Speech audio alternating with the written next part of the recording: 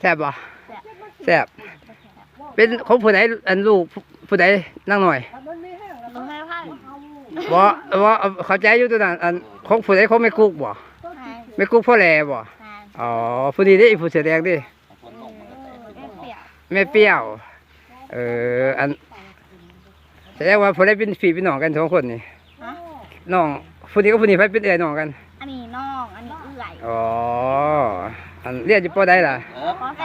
อันนี้9 ปีอันนี้7 ปีอันนี้7 ปีอันนี้เด้ป.2บ่นี่อันนี้ป.1อันนี้ป.3อ๋อเรียนกันอยู่2 ปีอ๋อม่วนบ่อยู่บ้านกะโลงม่วนอยู่บ้านสักกุ้งกับบ้านกะโลงตัวใดม่วนกันปากกะโลกบ้านกะโลงบ่อยู่สักกุ้งบ่มีไผเนาะแม่ใหญ่ก็บ่อยู่ล่ะบ่อยู่บ่เป็นหยังเพิ่นบ่อยู่ก็แล้วไปเฮาอยู่กับพ่อใหญ่เฮาก็ได้แต่ว่าม่วนบ่อันไปโรงเรียนอยู่เขาเรียนอยู่ไสปากกะเตียดมากะเตียดอ๋อหลายบ่นักเรียนรวมแล้วหลายบ่ถึง100บ่บ่ถึงเนาะโรงเรียนมันกระจายไปคือว่าแหละโอ้แสดงว่าอยู่บ้านกะโลงนี่มาเข้าโรงเรียนกะเตียดเบิดเป็นบ่นางน้อยเบิ่งเด้อแลเด้อน้องชายแลขนส่งน้องกุ๊กเบิ่งเด้อลูกสาวเจ้าเด้อนี่มาส่งอันแม่ใหญ่เฒ่าแม่ใหญ่สาบ้านสางกรุงก็มากับพ่อใหญ่เราแหละมากับป้าเพิ่นก็พอดีถือ